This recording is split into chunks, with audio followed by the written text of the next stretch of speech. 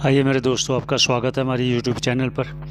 आइए कि जैसा कि आप प्रतिदिन तत्व विवेक प्रकरण पंचदशी का सुन रहे हो, तो आइए हम सभी के मंगल की कामना करते हुए आगे श्रवण करें।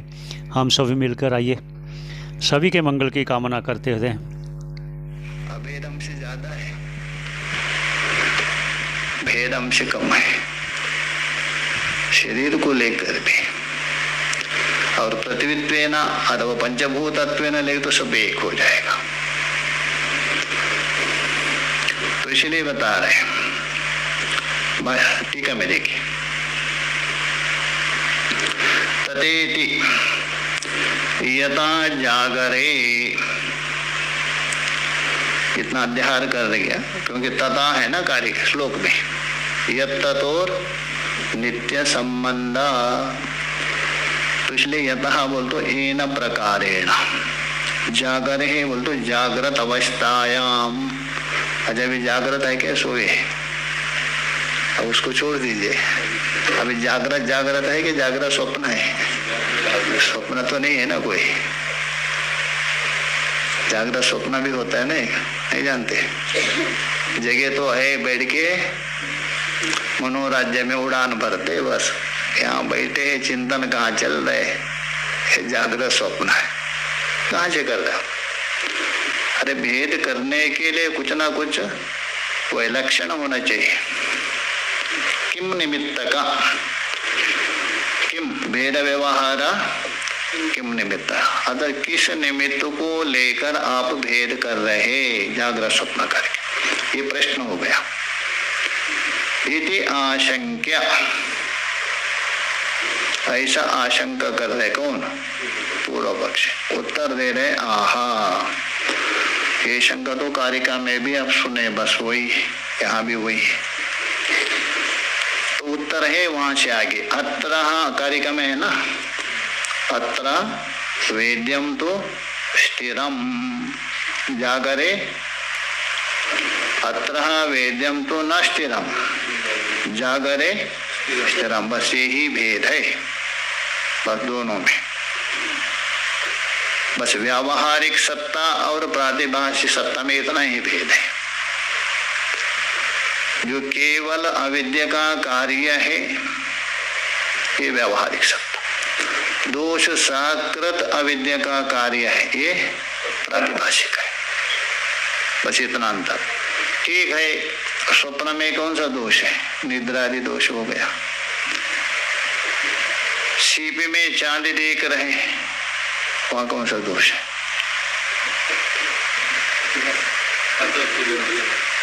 अविद्या का कार्य वो भी है, चाकाचक्य आदि दोष है।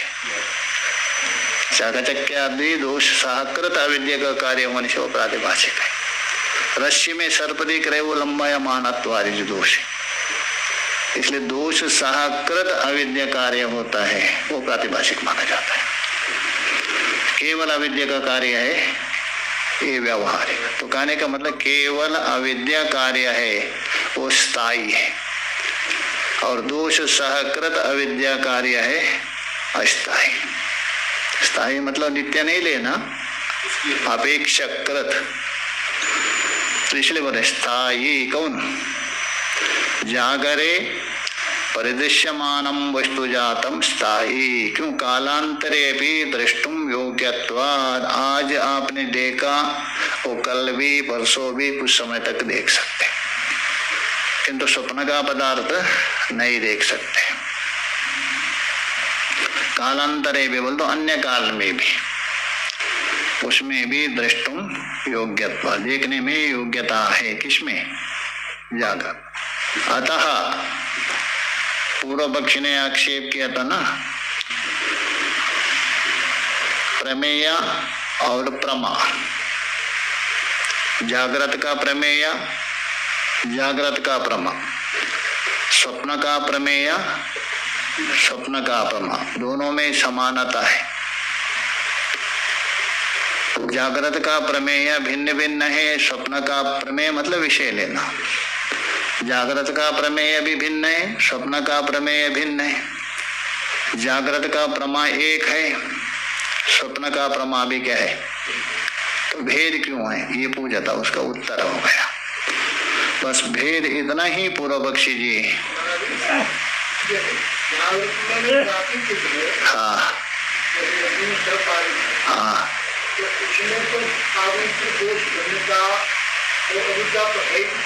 बस इतना ही समझ लीजिए, जो भी प्रातिभाषिक है दोष सहकृत है। आगंतुक दोष सहकृत अविद्या का कार्य है, वो सब प्रातिभाषिक, चाहे तो रश्मि में सर्प हो अथवा स्वप्न हो, कोई भी।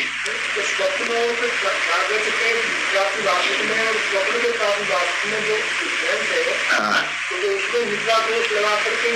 नहीं, जागृत का जो प्रातिभाषिक और स्वप्न का प्रातिभाषिक में कोई अंतर नहीं। स्वप्न का जो प्रातिभाषिक देख रहे हैं, किसमें? यहाँ भी संस्कार है, अध्यास के प्रति संस्कार के अध्यास है ना, दोनों। हाँ, बस वहाँ निद्रादि दोष है, यहाँ अपना चाकचक्यादि दोष है। बस इतना समझ लीजिए, आगंतुक दोष सहकृत कोई भी हो, दोष से युक्त जो अविद्या का कार्य है, ये हो गया प्रातिभाषिक। केवल अविद्या घट है, केवल अविद्या कार्य है, तो इसलिए संस्कार दोनों में है, क्योंकि अध्यास वही होता है। अध्यास, संस्कार तो होना ही चाहिए, बिना संस्कार से नहीं हुआ। इसलिए ब्रह्म सूत्र में क्या, स्मृति रूपा पूर्वत्र दृष्टा परत्र व भाषक है। किंतु सामान्यतः ये है, अधिष्ठान का सामान्य ज्ञान होना चाहिए, विशेष ज्ञान नहीं होना चाहिए। अधिष्ठान का सामान्य ज्ञान होना चाहिए आपको, सामान्य ज्ञान नहीं हो तो भी अध्यास नहीं होगा, विशेष ज्ञान नहीं होना चाहिए। और दूसरा बात, अध्यस्त पदार्थ का संस्कार प्रबल होना चाहिए।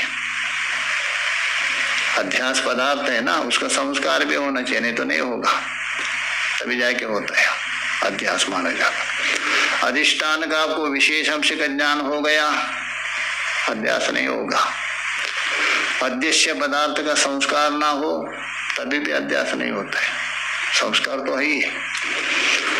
बस इतना ही, एक दोष सहकृत, एक दोष असकृत, इतना समझ लीजिए। अब दूसरा है विलक्षण, क्या है? पारमार्थिक सत्ता इतर सत्ता बाधकत्व बाध्यत्व। पारमार्थिक सत्ता से भिन्न सत्ता से जो बाध हो जाता है, ये प्रातिभाषिक। और पारमार्थिक सत्ता से जो बाध होता है वो व्यावहारिक। तो इसलिए बोल रहे, कालांतरे अपि द्रष्टुम योग्यत्वात्। कालांतरे बोल तो दूसरे दिन में, अन्य दिन में भी देख सकते हैं, उसमें योग्यता है। किसमें? जागृत में। स्वप्न में ऐसा नहीं है, बस यही भेद है और कोई भेद नहीं है। बाकी तो यदि मानते सप्रयोजनत्व यदि लेते हो, दोनों में भी, और निष्प्रयोजन दोनों में भी। कारिका ने कहा नहीं, जागृत में सब प्रयोजन है, भोजन करने से आपको भूख निवृत्त होता है, गाड़ी है तो प्रयाण कर सकते, सब प्रयोजन हो गए ना। तो कहेंगे स्वप्न में कहाँ हो रहे? अच्छा, स्वप्न में आपको भूख लग गई, स्वप्न में यदि भोजन दे तो सब प्रयोजन नहीं है क्या? है, इसको लेके बस इतना ही, एक स्थायी एक अस्थायी, एक क्षण द्वितीय क्षण, बस यही भेद है और कोई भेद नहीं कर सकते। अतः स्थिरा अस्थिरा विषयत्व लक्षण। अतः बोल तो अस्मात्, एक स्थिर हो गया और एक अस्थिर विषयत्व लक्षण, यही वैलक्षण्यात्, ये दोनों में विलक्षणता है। जागृत का विषय अपेक्षाकृत स्थिर है, स्वप्न का विषय अस्थिर विलक्षण होने से तद्भेदा, तद्भेद बोलते इन दोनों में भेद है। किसमें? स्वप्न और जागृत में केवल यदि भेद है वह स्थिरत्व अस्थिरत्व को लेकर, इसलिए तद्भेद। हाँ,